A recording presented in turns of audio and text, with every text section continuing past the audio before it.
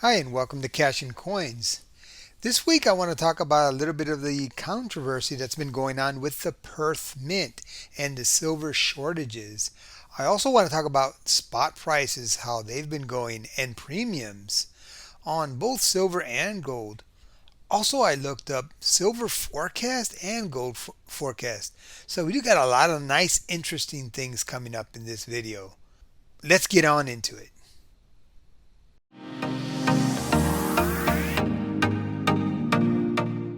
Welcome to Cash and Coins, and thank you for joining me.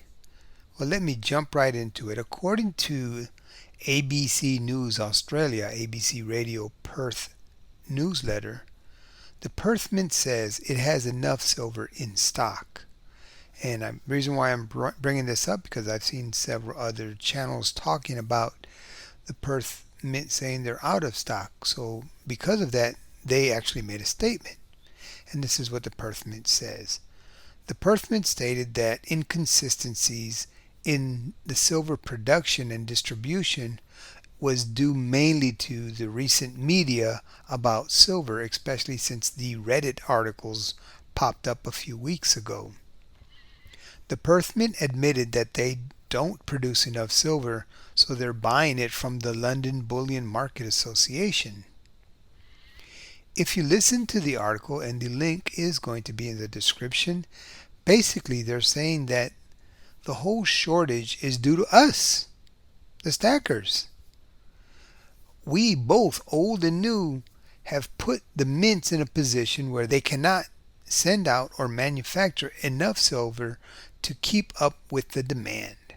They say that the supply of silver is deep, lots of silver, but just not the ability for the mints to keep sending out silver as fast and how customers want it. So I investigated this a little bit further, and I went into Forbes, and all these links will be in the description. So as far as gold goes, Forbes reported that there might be a dip where the central banks and investors will take advantage and buy up lots of gold. And the quote is, "Last year, investors were chasing the price of gold higher as they amassed large volumes of gold. This year, they're expected to buy gold, but wait for prices to soften on temporary dips before they step in as big buyers." Meanwhile, central banks are set to add around another 7 million ounces in 2021, or similar to the level last year. Central banks tend to be opportunistic and price sensitive when adding precious metals to their reserves. At least part of the demand from central banks is due to a desire to ditch part of their US dollar holdings. And this is a quote, "Many central banks, especially in developing countries, continue to want to diversify their assets away from the US dollar and the euro, and are likely to continue adding to their holdings in the foreseeable future." I also read this interesting article in the International Banker, and you can check them out at internationalbanker.com. Thorsten Polite, and you can see him, he's all over YouTube.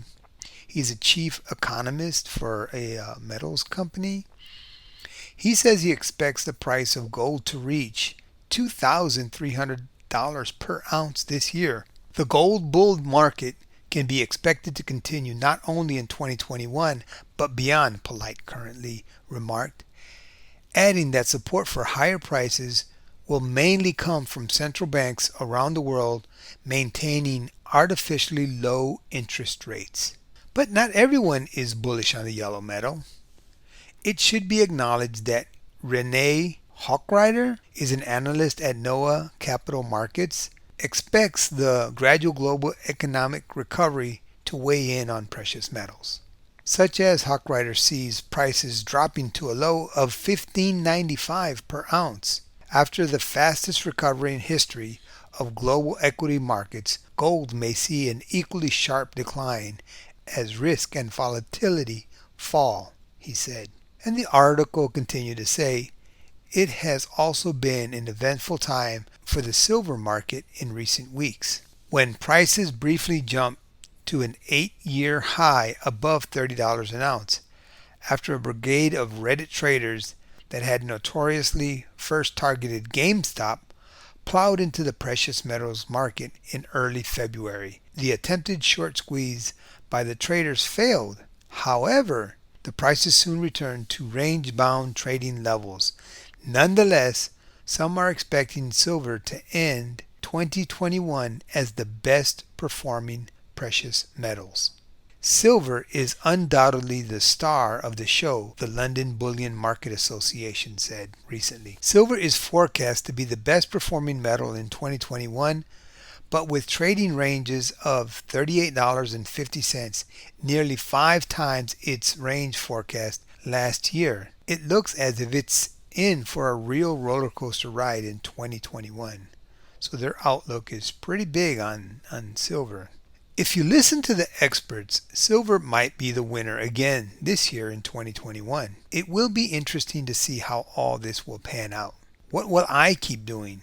I'll keep buying all the dips for gold and silver and buying collectibles when other options are not available. Also putting some money into cash for a moment just to have enough for when opportunities show themselves. I would love if you would put in the comments how you're going to handle this roller coaster of a ride that's forecast for 2021 with gold and silver. I feel it should be a stacker's delight, but we'll see. I also wanted to include this here. I looked at the APMEX to see how the spot prices and premiums were. So how do you feel they are? It looks like silver is at about 16%, on gold 11% and under for your bullion. Will you let me know what you think? I do want to say thank you for watching. If you enjoyed the video, please hit the like button. If you're not subscribed, I would really appreciate it if you did. That would be very nice. And as I always say, thank you so much for watching and have a wonderful day. And I'll see you on the next video.